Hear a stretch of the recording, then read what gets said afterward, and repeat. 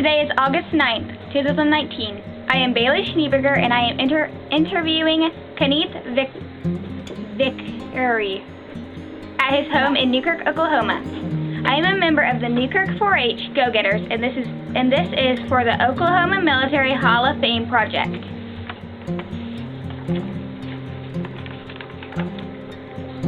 What motivated you to join the military? Army, infantry. Why? Why? I thought they needed me. Tell me a little about your time in basic training. Oh, I had good luck in training. Learned how to shoot the rifle and handle hand grenades and pistol and a lot of physical work to get in shape.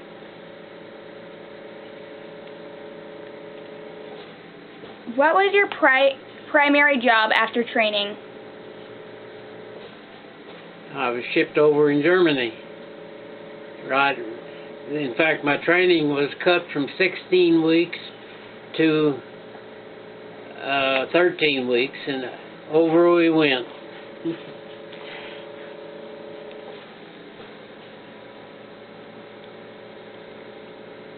Were you deployed? If so, where and for what? Were you deployed, and where and for what? I don't understand. He was sent to Germany, so he was deployed. Okay. Yeah, European theater. Yeah. What was the most demanding part about your deployment? When we crossed the Rhine River in storm boats, rowboats, and we got under fire while we was on the river. And but the Germans made a mistake where we were on the water, and they were shooting about 10 or 20 yards further downstream than where we actually were. And we landed on the bank on the other side and never lost a person, no casualties.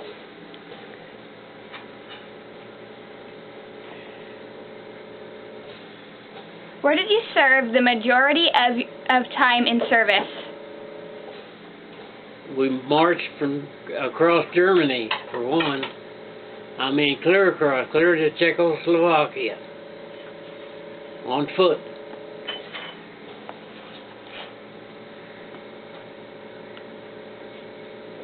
What rank are you most proud to have earned, and why? Well, I was a technical sergeant when I was discharged. That may sound important, but I was a cook in the Army for about a year after I got back from Europe.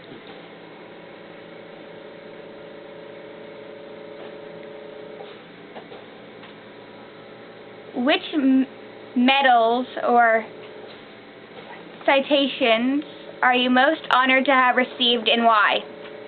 The medal was the European Theater of Operation, and I was a good little boy, so I got a good conduct medal.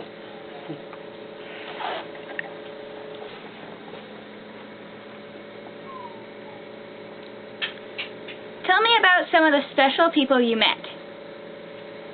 Oh gosh, I met people from all over the United States. There's all good people, you know, in the Army. They're nice. Even our officers weren't real bad or real strict or anything. What was the best and worst military food you were served, and why? What part of the military I served? What was the best and worst military food you were served, and why? Well, we had sea rations, which was that canned stuff. After we crossed the Rhine River, the kitchen caught up with us. They had built a bridge across the river in that one night, and the kitchen truck caught up with us and had sea rations, and I had a can of eggs and bacon in a can, and they heated it up in water, and it was a hot breakfast. And it really tasted good too. Some of them griped about it, but it was good.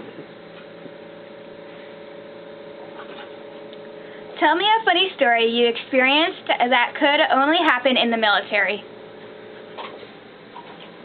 Oh, to learn how to handle hand grenades and stuff like that, and not blow yourself up.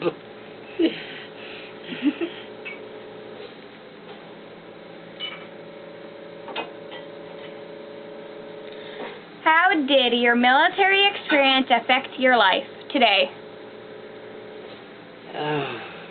I guess it taught me how to get along with people.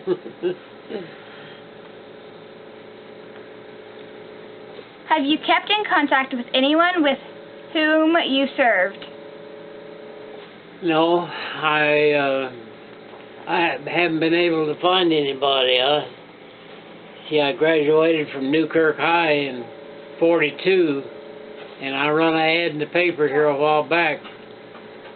Anybody that graduated in '42, I'd like to have them contact me, but nobody did. Do you have any other stories you would like to share? Oh, yeah. The first time we come under attack after we crossed the Rhine River,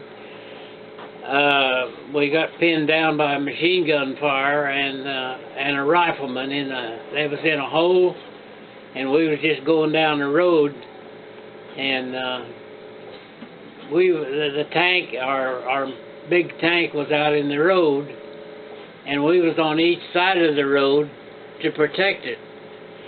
And they opened fire, and the guy that was with me on the side of the road, his helmet just went boom. And I thought, oh boy, he just got in the army just with me, and now he's already shot. But he raised up and he said, that SOB tried to kill me.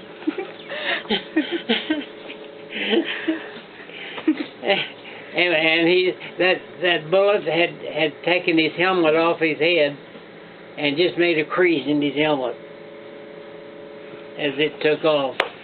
And that was close, I'll tell you. I'm always close. You are right here. Wow. To me. And you think I wasn't scared. You're wrong.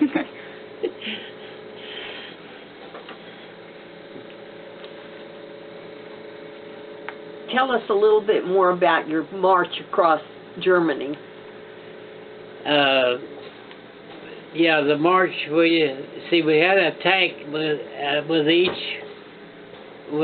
regiment, and we'd be going down the road, and the Germans was on the run. They was trying to stay ahead of us, because they was out of ammunition, they was out of gasoline, they was on foot, but they would leave a couple of guys to slow us down, and we went. Well, somebody said after we crossed the Rhine River, we started toward Berlin, and somebody come up with the rhyme, said, somebody watch your butt, Hitler, KFK is on the way. But they cut us off because they heard there was another formation foreman of Germans in a town over east.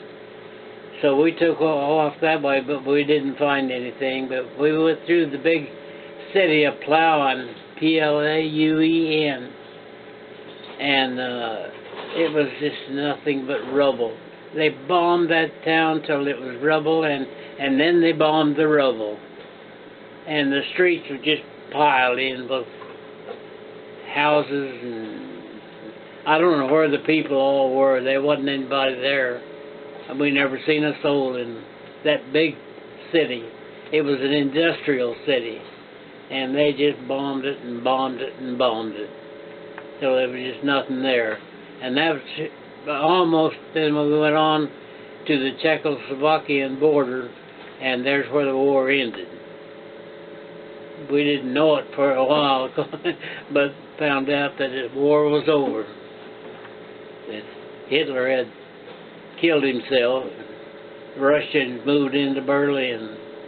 They beat us there. So did you come right home after that, or were you Yes, still? We went that thing behind you there. Bivouacked it for about 2 or 3 weeks. Is it supposed to take training to go to Japan? Well, while we was on furlough, they dropped the bombs and we didn't have to go. And got back to the States. I'd only been in the Army about 6 months, and I couldn't be discharged. So they come around one morning and called off a whole bunch of names. I was on it, and I run and told my girlfriend that she'd hear from me out in California or Japan. But we went north. We went up into Indiana to a separation center, and they made me a cook. And that's it. I was a cook till I was discharged about a year later. Did you see any of the concentration camps while you were there? Yes, we visited the Buchenwald treasure camp, and there was still bodies there, and it was horrible. They took the town there.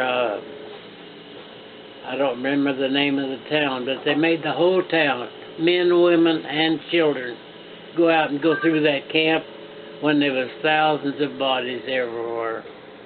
And their arms were just that big around there, and just nothing but legs, just skin and bones. That poor people they just starved them to death.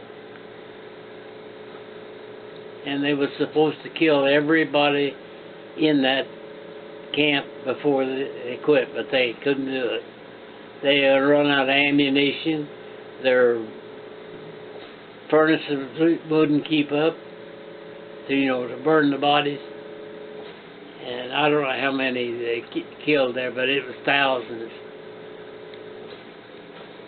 Tell about meeting your brother.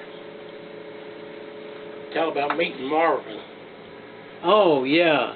After the war, we could tell where we were there in Germany, and I wrote to folks and told them where I was, and my older brother had been over there a year before I even got over there, and they told him where I was, and he'd come walking in and visit me one day, and he took some of them pictures back there that was taken in Germany, and we had all day to visit, and then he had to get back to his outfit. How did the German people treat the American servicemen while you were there? Oh, they was, I don't know, were real nice. They even offered us coffee and they're not coffee, but they had something they made a drink out of, like coffee. They said it was barley. I don't know. But it was a good drink. And yeah, we had, in our outfit, we had a soldier from about every place in Europe, so they could talk to the people in Germany, and we eat off the land too, right with the Germans.